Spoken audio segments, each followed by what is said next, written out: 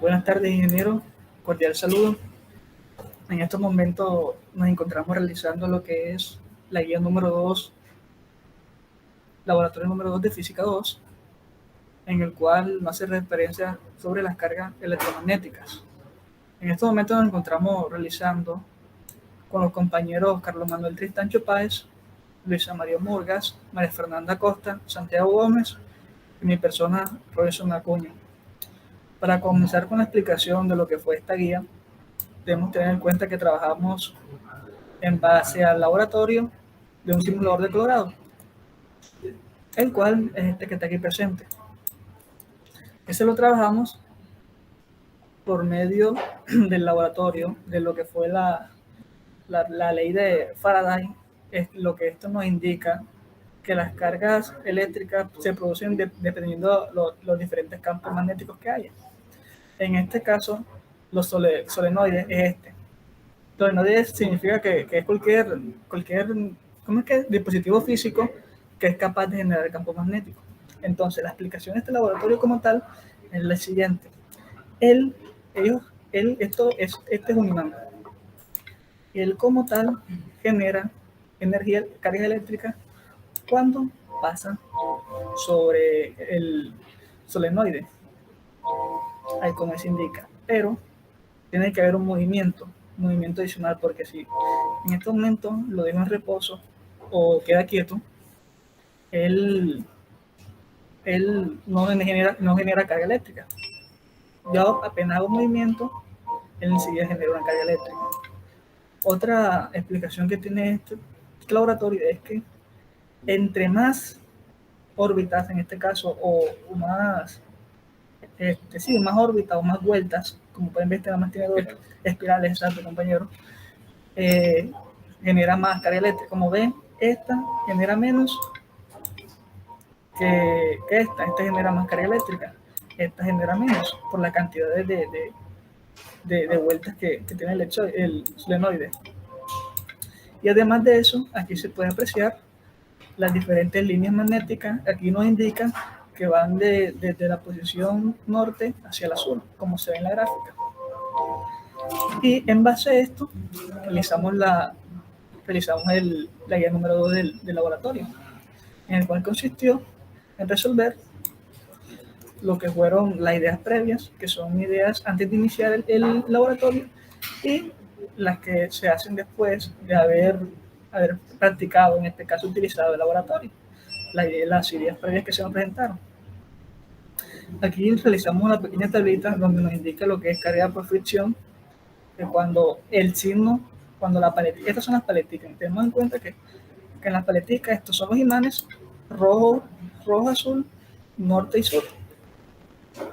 Y aquí nos indica que cuando es roja, cuando pasa la roja, hace movimiento de negativo. Cuando pasa la roja, esto es lo que nos indica el recuadro. Y cuando es azul, de izquierda hacia derecha, es positivo.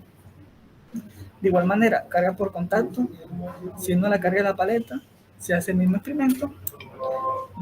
Cuando es de izquierda a derecha, azul es negativo y rojo positivo, dependiendo de que por cuál lado se introduzca el imán. Y de igual manera también lo que fue la carga de inducción, donde se referencia que cuando la carga de la paleta roja es negativa y la que menor genera es la carga de las aulas que menor cuando se introduce por la paleta es negativa. Y continuamos con lo que fue la realización de las preguntas. Por ejemplo, ¿qué ocurre con la carga de las aulas con respecto a las de la paleta cargadas previamente? Esto es lo que le explicaba aquí en la tabla. Cuando entre la paleta azul, la carga es positiva. Y cuando entre la paleta roja, la carga es negativa. Como pueden ver, entra la roja y aquí está el voltaje negativa. Entra el azul, pasa el azul, pasa positivo. En base a esto, en base al laboratorio, se fueron resolviendo todas las preguntas. ¿Qué ocurrió qué ocurre con la intensidad de la luz cuando avanzamos hacia el interior de la paleta? Entonces, esto es muy importante, lo que le iba explicando al comienzo. Si avanzamos hacia el interior de la aula, la luz se intensifica, teniendo en cuenta la velocidad o el movimiento de las paletas, lo que le decía un comienzo. Si se pasan el imán o paletas de forma rápida, tiene la mayor intensidad. Pero si se pasa y se deja quieto, aquí como ven no llega a su punto máximo, porque el movimiento es casi nulo. Pero el momento de yo pasarlo rápido, si llega, y cuando está en reposo, no ocurre nada. Y así se fueron resolviendo cada una de las preguntas como este. ¿Existe alguna diferencia cuando se introduce la paleta por izquierda a cuando se introduce la paleta por derecha? Sí, sí. Cuando se introduce por derecha, en este caso, la N, la norte, es negativa, como pueden apreciar en el voltaje. Pero cuando se cruza de izquierda a derecha, la paleta roja es positiva. Ahí, cuando pasa, pasa positiva. Eso hay diferencia, entonces se puede decir que diferencia el momento desde que el lado es introducida, el imán o la paleta. Y por último, finalizar la práctica, se explicó en qué consiste lo que fue la ley de Faraday, que nos dice que las aulas de Faraday se considera un recipiente metálico que encierra una región del espacio y esta es utilizada para evitar que las ondas electromagnéticas de baja frecuencia puedan entrar en la región del espacio, encerrado por unas alas Faraday. Es decir, se utiliza para proteger descargas eléctricas, ya que en su exterior el campo eléctrico es nulo. Eso muy bien usted lo explicó en lo que fue el ejemplo de una película, lo que fue El aprendiz del mago, que ellos se encontraban dentro de unas aulas y había unas bobinas alrededor que disparaban, por decirlo así, cargas eléctricas, pero no tenían contacto. Las personas que están dentro no tienen contacto como tal con esas cargas. A eso hace referencia. Lo dejo con mi compañero que va a explicar lo que fue el ejercicio que hicimos sobre la ley de Faraday. Bien, tenemos este ejercicio de aplicación de la ley de Faraday que nos dice una espira cuadrada de lado igual a 18 centímetros tiene una resistencia de 2 ohmios y esta se coloca en una región donde hay un campo magnético que varía linealmente con el tiempo según la expresión B en función de T igual a 0.625 multiplicado por tiempo. Y nos preguntan cuál es la corriente inducida en la espira mientras el campo varía. Bien, aquí tenemos el caso 1 de la ley donde se puede presentar la inducción electromagnética, en donde nos explican que el tiempo puede variar. Si el tiempo varía, el campo magnético también varía, pero no varía, es decir, no cambia el área ni tampoco el ángulo del vector normal con respecto al plano, que ese ángulo se toma en cuenta el del vector normal con las líneas de campo, que también son vectores. Entonces tenemos esta gráfica en donde tenemos nuestro plano, vemos cómo ingresan las líneas de campo que se producen por inducción electromagnética, que nos representan un vector B. Tenemos aquí el vector normal al plano y tenemos que estas líneas de campo, al entrar por esta región, produce una corriente eléctrica alrededor del plano.